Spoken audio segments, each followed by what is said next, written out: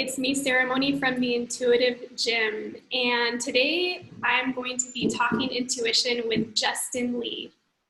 Justin is passionate about evolving relationships and empowering people to embody their truth.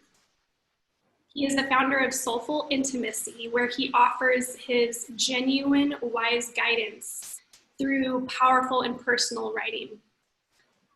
Today, I am inviting him to come and share with us his thoughts and feelings and truths on the topic of integrity. And I'm really excited because I am an absolute big fan of his writing and his messages to everyone. So welcome, Justin. Thanks, Sarah. So I visited you last year when I was dealing with my own calamity, my own personal jeopardy of what decision do I make in order to honor something that I wasn't able to be honest with myself about. And I felt called to talk to you, of the people in my life. And so I'd like to first of all know, how does it feel for you to know that you are someone that has a lot going on when it comes to integrity?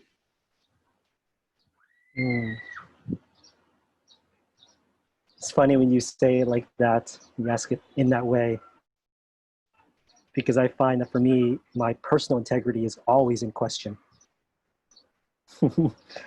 It's definitely something that is it's a continual moving target. And so, yeah, I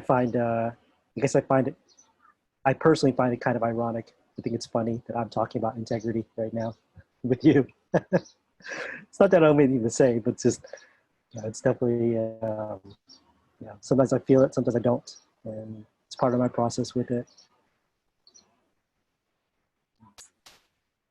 And nonetheless, I think that for me, when it came to realizing there was something that I wasn't able to move beyond, I did want to work with you to discover where that lack of movement was for me. And I remember being able to find a sense of liberation through that conversation that we had together. So I can appreciate very much how that constant question, that consciousness, is always turned on each day for you. Yeah. So why don't you share a little bit about what integrity means to you? Yeah. So for me, I look at integrity two different ways. There's my inner integrity within myself, and then there's probably more of the typical kind of external integrity, right? How I relate with others, how others relate with me. And, for me, integrity has always been more so about the inner relationship. And it's not about being right or wrong or doing the right things or anything like that. The way I personally view integrity is more like a boat or like a bridge, for example. Boats have integrity when they float, and bridges have integrity when they don't, when they don't fall over. And that's really how I relate to integrity for myself. Right? It's essentially how solid am I within myself? Like how congruent is my structure, right? It's my mental state, my emotional state, how together is all of it. Because if it's like a ship or like a boat, for example, if it's not in integrity, then it's got holes, it's got leaks, and it kind of doesn't really function, right? There's no utility to it. And so my personal integrity, my inner integrity is really where I start.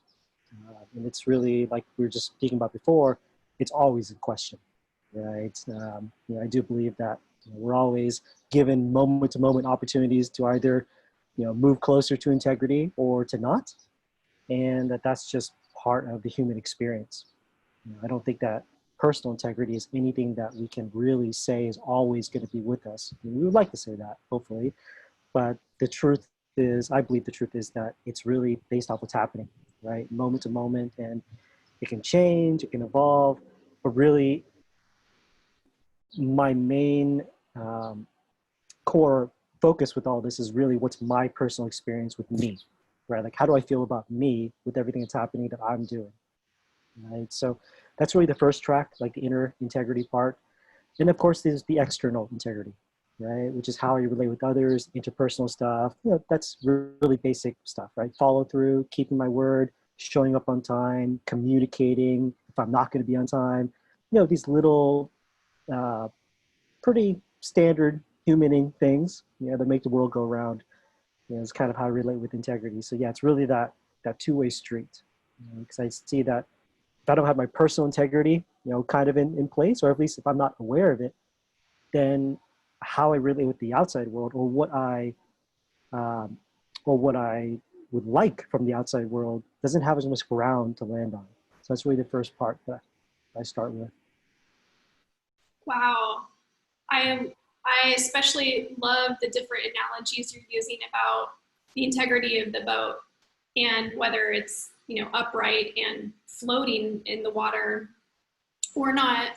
And that has me thinking that has me thinking about the connection you're making between your sense of self and knowing what is whole and congruent for you in your relationship to your environment. And it's that relationship that also determines integrity to some degree. So when it comes to that relationship, would you be willing to share more about how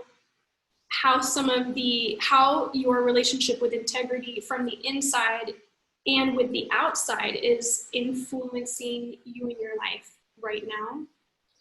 Mm. Mm. It's funny. All the questions of right now is, you know, everything feels slightly skewed. um, yeah, and that's really why I find the inner track of integrity these days to be even more important than the external track. Partly because I'm by myself mostly. So, you know, it is really, hmm,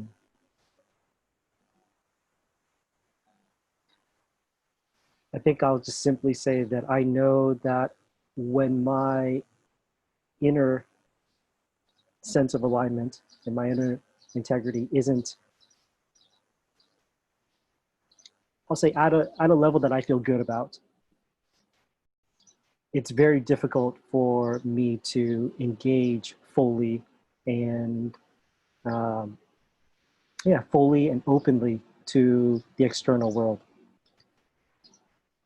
And if I were to just say what's happening right now, is that whole dynamic, it's pretty difficult. You know, yeah. I think there is definitely a, you know, as much as there is me, you know, I'm speaking a lot about my own personal integrity and all that. I do believe that humans are social, right? We are social creatures. So there is an element that, you know, we do benefit from, you know, having relationships that are asking us to keep our word, right? To follow through. And so I think there is some benefit to kind of the external, you know, process of relationship and relating with others that helps the inner integrity as well, and vice versa. So it's very much a play, you know, and at the same time, I do also believe that it all starts with us. So really, we have to find our own stance, because, you know, one thing I recognize that you know, the reason why I look at inner integrity, personal integrity, not as right or wrong, right? Because in some ways, you know, I've come to a point in my life where I recognize very clearly that all my beliefs, what I think about the world, why I think the world works the way it does, what I want, what I don't want, is all very much a social construct, right? And that when we peel all that stuff away, really the question is how do I feel about myself? Right. And so, yeah, there really is that kind of play happening through all of it. So would you say that the influence that integrity is having with you is this sense of um, this, I mean, it really is this sense of an opportunity that's having you even settle more into your self integrity, your inner integrity, and this self knowing? Because, I mean, I would say for me personally, with just the right nowness, is a sense of going off of what you said about how does what is happening make me feel about myself, is it is getting me to calibrate with who I know myself to be, who I think that I am, who I want to be, and I guess what even my dream or my sense of purpose is in relationship to reality, or to the whole, to the greater whole. And then checking, like, and then actually folding that back in on myself and going in, how do I feel about what I'm perceiving? How do I feel about what this means? And I'm noticing it is, yeah, really, it's when it comes to going in and kind of working out some things that maybe used to be, like as you say, useful or necessary. It's almost as if, just like you said at the very beginning, it's never ending. And the things that I might have been working, or even kind of like, I think of myself even like almost like a gear, I feel myself working like gears, twisting and tightening, attuning my engine to how things are, and going, oh, well, now that's not, now this. And so, and it might even require a different arrangement. So does that, does that resonate? Does that resonate for you? Yeah. I mean, to me, I think that's one of the gifts. If there are gifts that's happening right now, is that because so many of us are being asked to essentially go inward. I know that's super cliche right now, but it's true, right? Going inward in the sense that there's just a lot less external things coming at us, right? A lot less external demand. And because of that, we're given an opportunity to really to ask ourselves, like, what's actually true for me? And like, what is going to create more density within my being? And not only do we have space right now to ask those questions, but we also have the space to live into those questions, or to live into the answers. And I think that's one of one of the gifts, that we're being presented with right now. And it's definitely, I definitely see it as being something that we're not really used to. We're very much we very much have been a very much externalized, kind of society, people.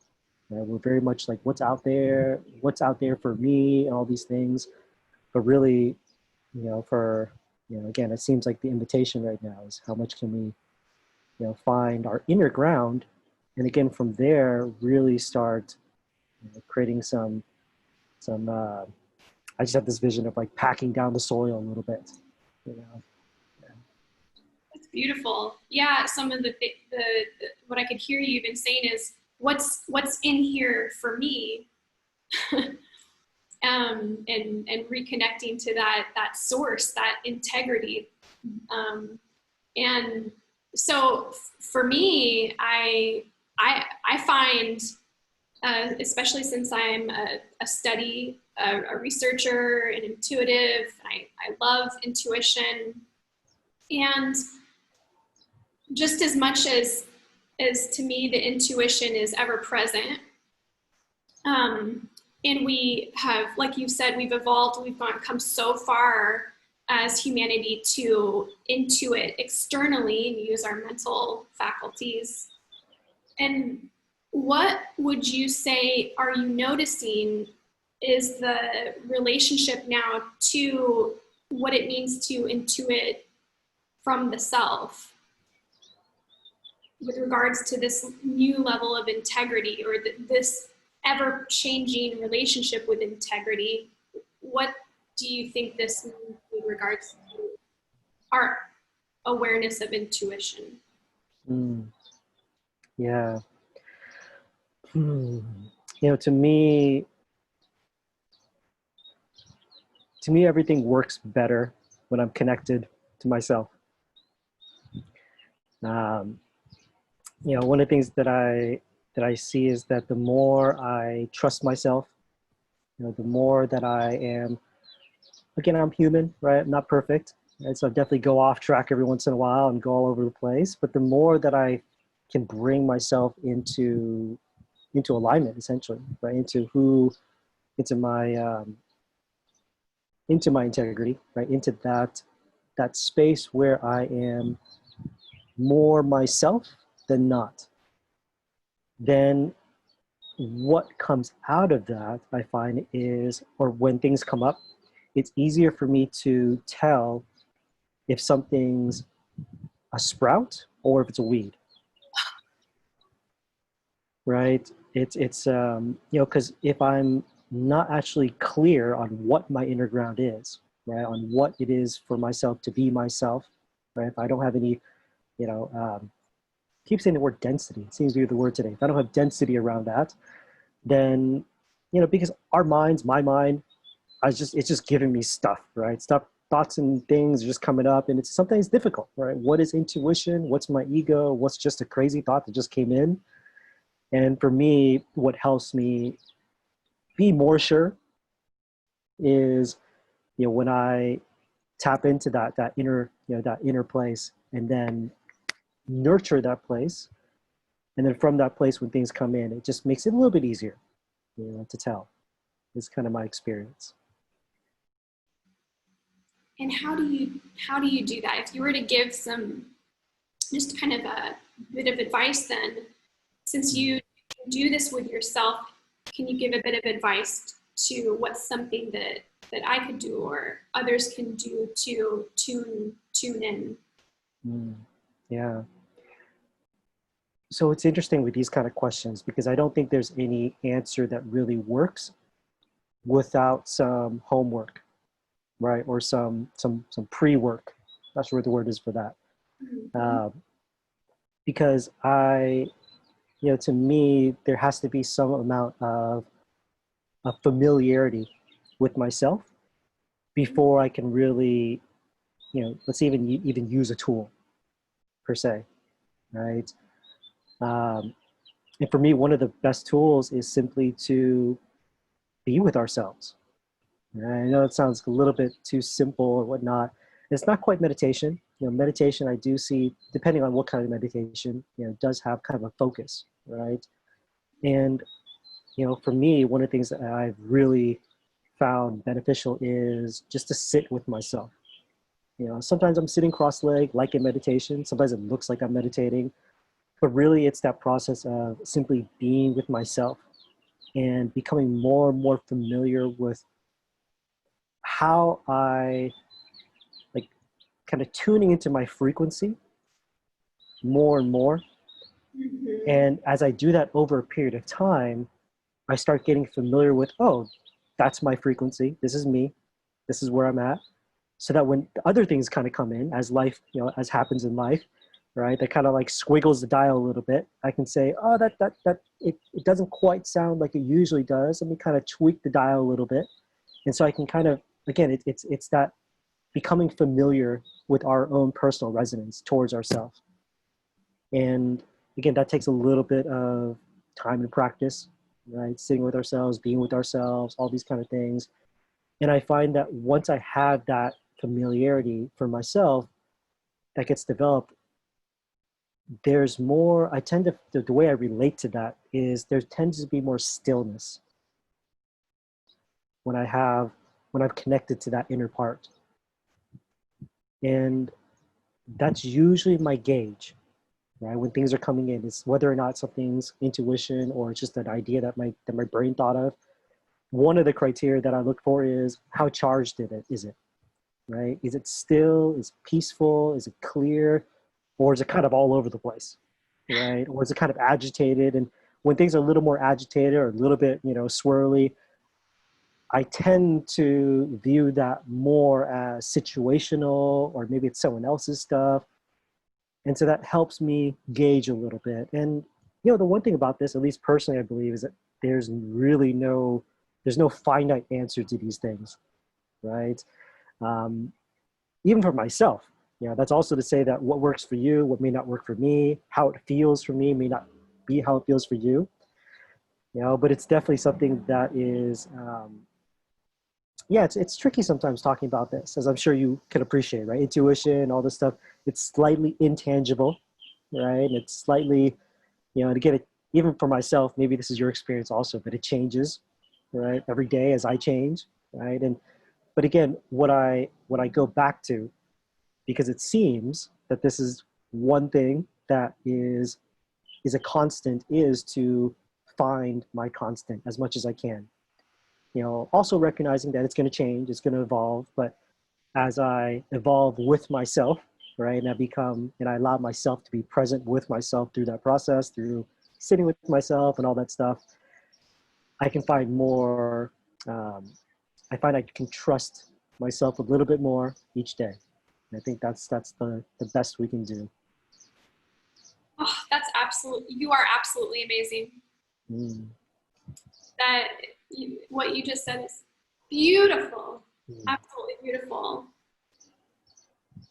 Isn't it true that if when you can realize in every moment that all that you need to do or be is already available, when you trust that you can be in yourself. Mm-hmm. That's really what I hear you saying right now, is this incredible sense of trusting that this is the analogy I'll use, when you go into your water tank, that you can breathe.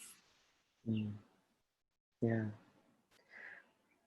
And if I would extend that analogy, that's not to say that we don't do the work also, right? Because, to use the water tank example, right? Like if we just let a water tank kind of be a water tank, it's going to start collecting algae. It's going to start getting funky. There's stuff that there is an importance to upkeep. There is an importance to clearing things, to working through our working through our traumas, working through our past. Like all those things are definitely a big part of all this that helps us become more clear, right? To be able to sift through some of that stuff. So, I don't think either of us are kind of saying like, oh yeah, it's just we just kind of feel it and it just happens. It's definitely not that.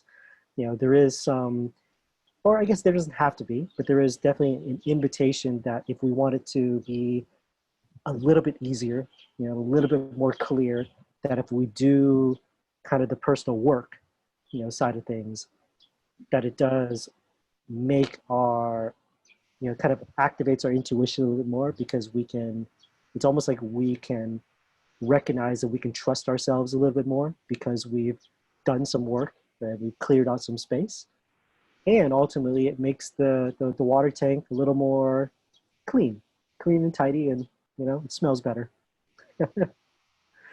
So you bring up a really good point, because one of the things that I find more often than not, for myself included, is that when it comes to go into our own space, when it comes to facing ourselves, one of the single most things that people that I've met tell me and confess is, I'm scared of facing the truth.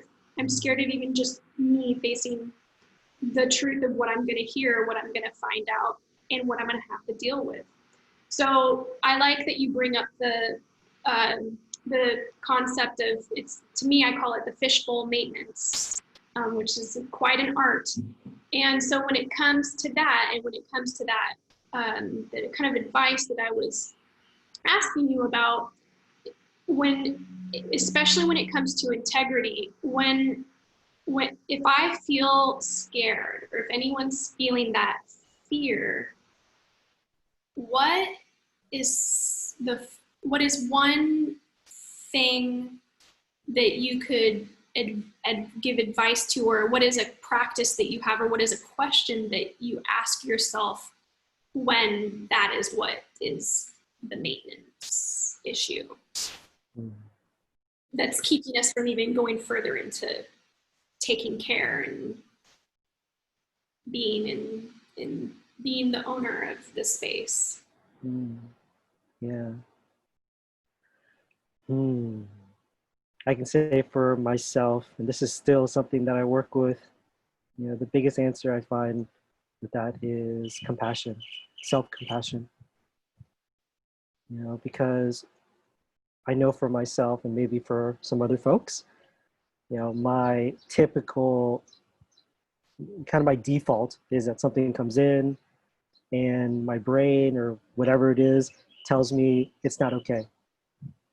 That, if I do feel that fear, right? Like I want to drop in, I want to feel what it is to be in my truth. But as I do that, something comes up, right? Like emotions come up, there's sensations, there's whatever it is. And I find that while of course we want to do something about it, right? We can like do work with it, whatever it is that we do about that situation. If we don't do something right before that, it makes everything very challenging. And that little moment is when we simply just tell ourselves that it's okay. That whatever it is we're feeling, that it's okay, that we're human, we're feeling it because we're human, right? And that self-compassion is, I find, to be absolutely critical, because we live in a world, I live in a world up here that's very judgmental, right? That tells me all sorts of things about why I'm doing not good or not good enough, or I'm not that person, all this stuff, right? And all those things are very heavy. They're very heavy weights to be carrying with us if we're trying to be more free and be more clear, right? And what I find that kind of equalizes a lot of that is, heavy and consistent doses of self-love and a self-acceptance. Ah, thank you so much, Justin, for talking intuition with me today.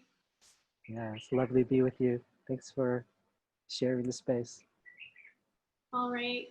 Well, that is it for today's talk. And if anyone has any questions, then you can send your questions to me or post them in the comments below.